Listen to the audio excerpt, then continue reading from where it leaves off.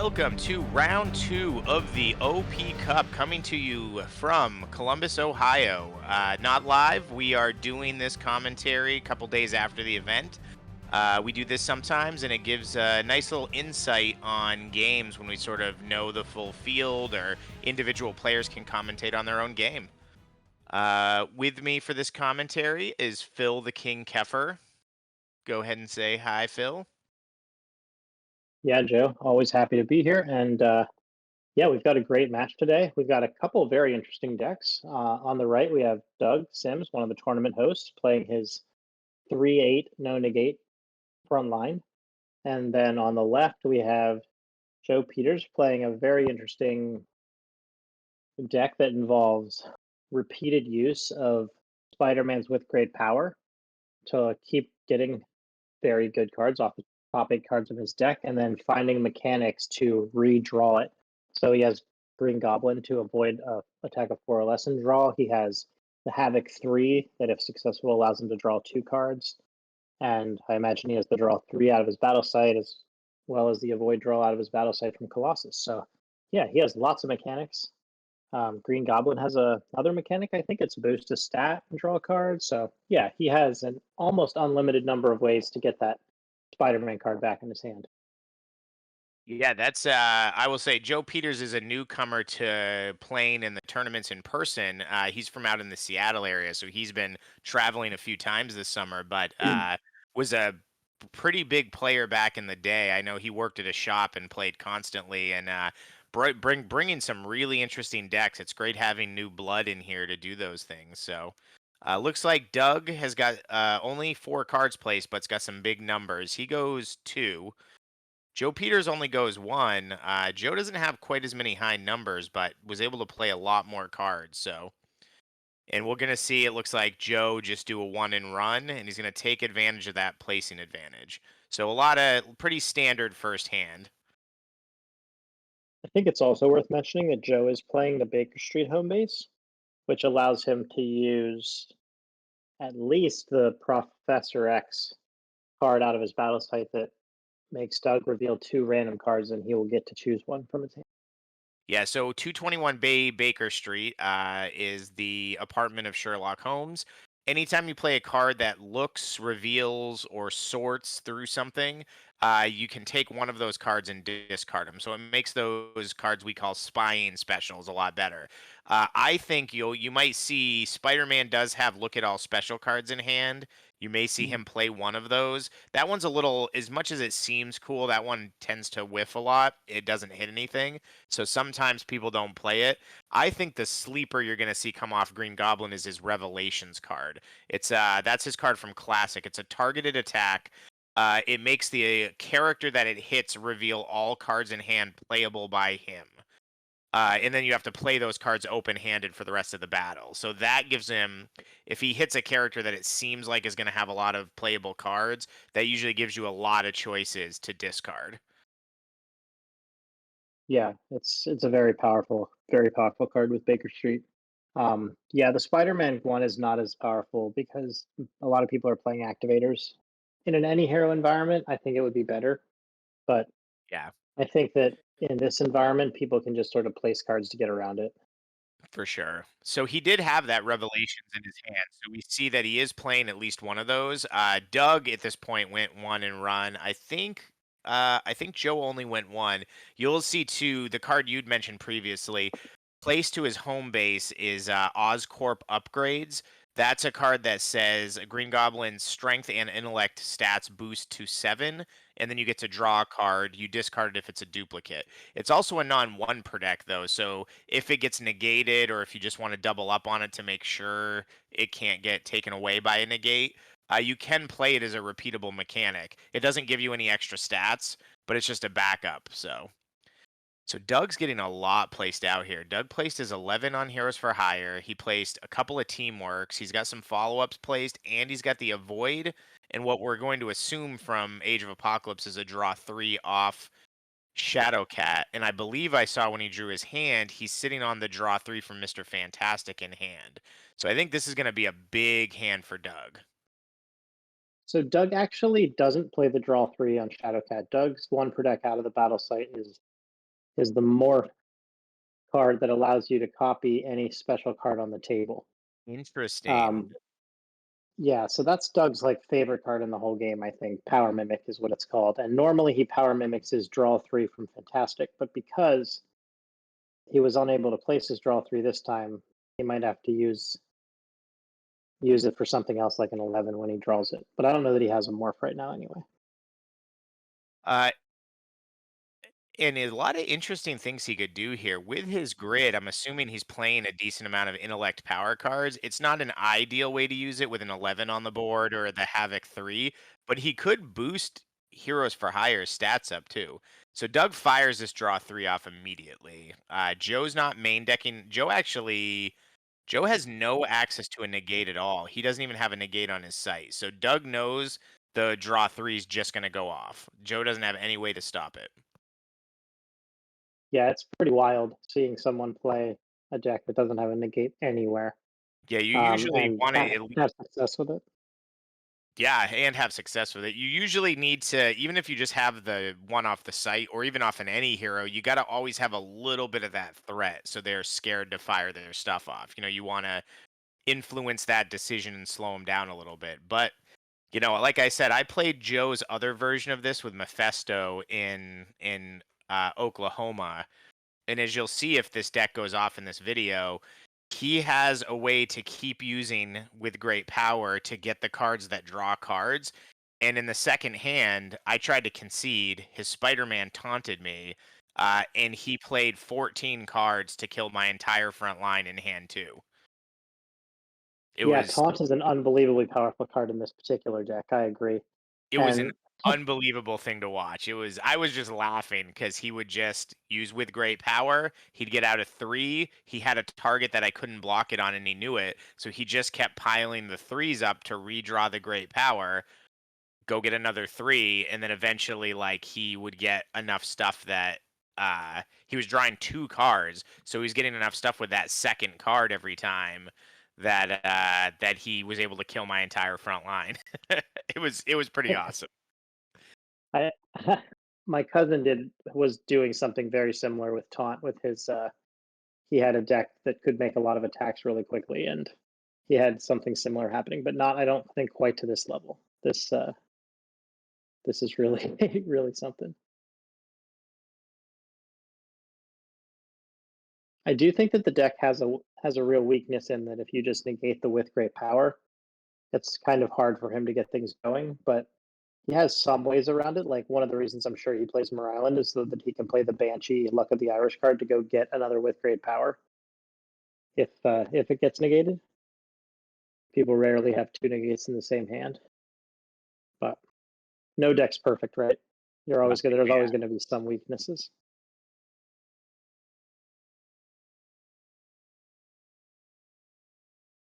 It's interesting to see him play. Like, I'm not sure exactly why he's doing the Green Goblin card. Um, but it'll be interesting to see. Like, it does great things in the deck, but I'm not sure, like, with that synergy exactly what it's adding. So we'll have to wait and see. One thing maybe is just that he's going for a card advantage mechanic, and if he gets through his Green Goblin's discard three placed cards, even though Doug gets to pick, that's such a devastating card for sort of rebuilding the war chest of placed cards. Yeah, I think that Green Goblin card works really well in the deck actually because like you said, one, it sort of makes the deck a little bit smaller, which allows you to get to those powerful cards a little bit faster. The other thing that it does is this deck really relies on with great power quite a bit, and you can't really justify playing like six or eight of them, right? So I don't know how many he plays, but I'm sure that like making the deck smaller so that he can get to that card sooner is good for him. And clearly he's like I haven't seen one played yet. So it's I mean it's sort of the main theme. Clearly not. He didn't go like too over the top with it, which is Yeah, because good it's because we're otherwise he would not be winning. Yeah. and it's hand yeah, it's hand three, and he hasn't managed to get to one yet. And So people he's do oftentimes find cool combinations, but then they will like overdo them and then duplicates will just like take away the advantage they were getting from it anyway.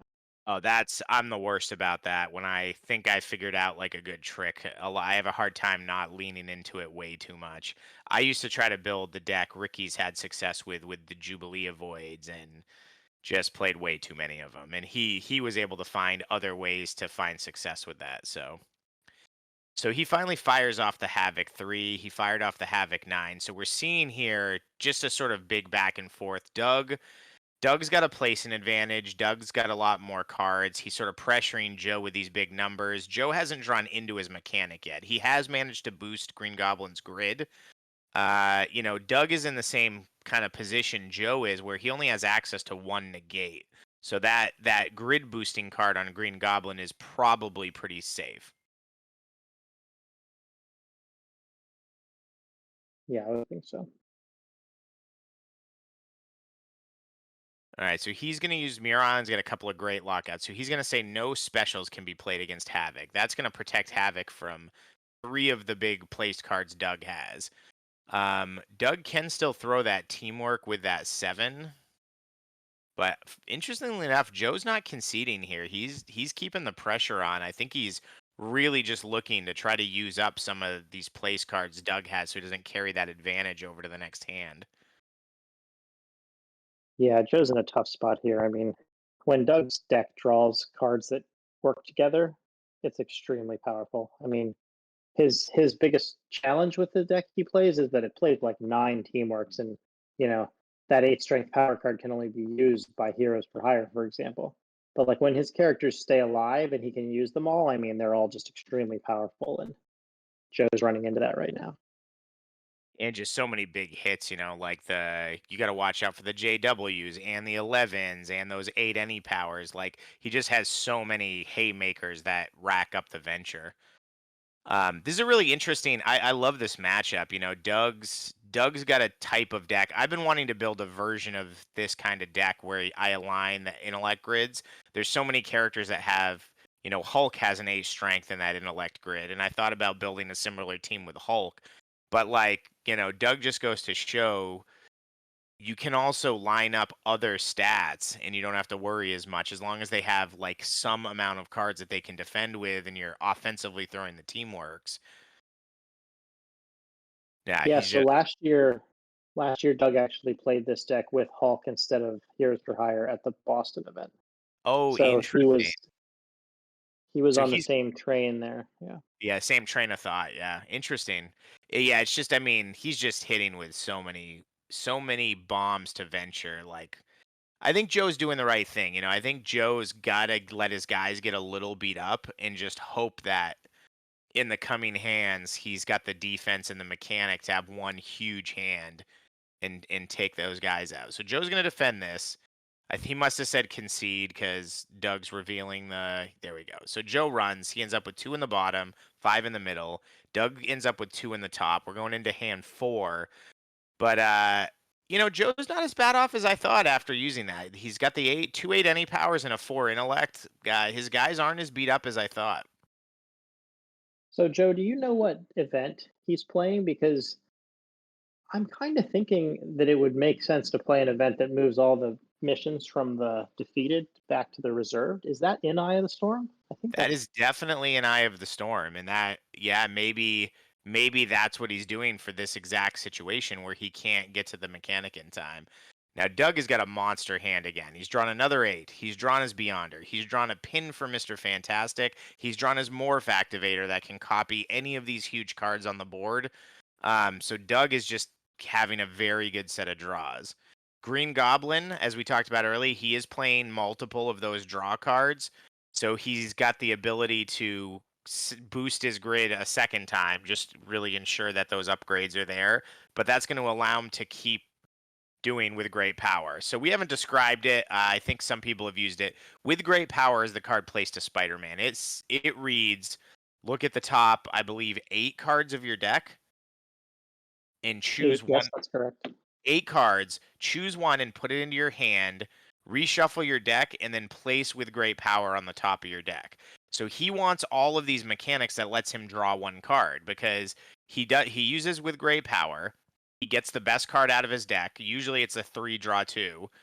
and then he'll play a card that lets him draw one to re-get the with great power. So everything he wants to do is to keep searching his deck, keep taking the best card, reshuffling, and then playing a simple mechanic that allows him to redraw the with great power. That's the engine he's trying to get going here. And it's an engine that if it gets going, Doug's going to have a hard time with it. Doug's really got to leave that Beyonder sitting there to negate the with great power. That's kind of his big defense against it, is using his one negate off the site to stop the engine the first time it starts and hope he can pile on all these big hits that he has and just overwhelm Joe's team and start killing characters. Yeah, I mean, there are ways to build decks. There are lots of ways to build decks with that with great power card, where you can just like keep going and going and going. But yeah, from my experience, one, they almost always end up without a negate on the front line, which makes it tough to consistently win. And also because it's so fun, like you just want to like overdo it, you know? Like I've definitely had decks where you could like venture seven because you have a pile of with great powers and you keep getting them, but like, it's not going to be what you want for a tournament all day long. It looks like Joe immediately tried to play it. I saw Doug move the Beyonder, so I assume he uh, negated Must it. use his And probably then his the hand, Holocaust. Yeah. yeah, the hand fires off with another Snake Root 8 any power and KOs Havoc, which really hurts his mechanic. So Joe's going to still try to lean into it, though. So he's going to use exactly like you called, Phil. He uses Luck of the Irish. He gets a Spider-Man card. We can almost be certain it's a with great power, but he's not going to be able to get those little threes that allow him to draw two anymore. And that's really going to hurt. Also, Doug at some point here is going to fire off that target character can attack, which is really going to hurt too. But right now, he's just opting to just pepper him with teamworks. That's Yeah, also it's the hard for me. oh yeah, it's just brutal. I mean, I'm not going to say it's over, but oh well, now I will. So he kills Spider-Man. Joe doesn't have the defense, and Joe puts the hands out and shakes it. But I've got to say, it's really refreshing to see. Oh, he had the taunt that hand too. If he could have got that mechanic going there, he could have probably killed a few people. But once he lost Spider-Man, it was just done. Yeah, it's really great to see finally, after years of kind of getting the license and starting to put some promos out, we're really seeing some deck diversity now in a way that makes these tournaments fun. It used to be people would make a fringe deck like this and maybe go 3 and 4 on a good day, and now we're seeing people like Joe Peters and Doug that are consistently top eighting with these more creative decks. I we'll see when we get to the top 8 who's in it, but these guys, Joe made the top 8 with a similar deck. Oh, look at Joe. He's gave him a image starter deck. Joe must have had some of those he's handing out when he gets beaten. That's really nice of him. Joe's a great guy. It's been really great getting to know him this year. It's his first year in the circuit, but he made a really awesome donation to the prize pool in Seattle. He put in a box of the Batman Hollow trading cards that's going to be raffled off to one of the attendees. For those that don't know, those are where the DC Hollow Heroes came from. So Doug was saying every 3 boxes had one Hollow Hero. So you have a 33.3% chance of getting a Hollow Hero if you win that raffle in Seattle. So come on out and check out that tournament. But I've been really loving Joe's decks and watching him have success with them. So it's great having him here. Yeah, I'm curious to see what else he comes up with. Yeah. All right, guys, that's round 2. So we are going to bid you farewell for this round, and we'll be jumping into round 3 momentarily.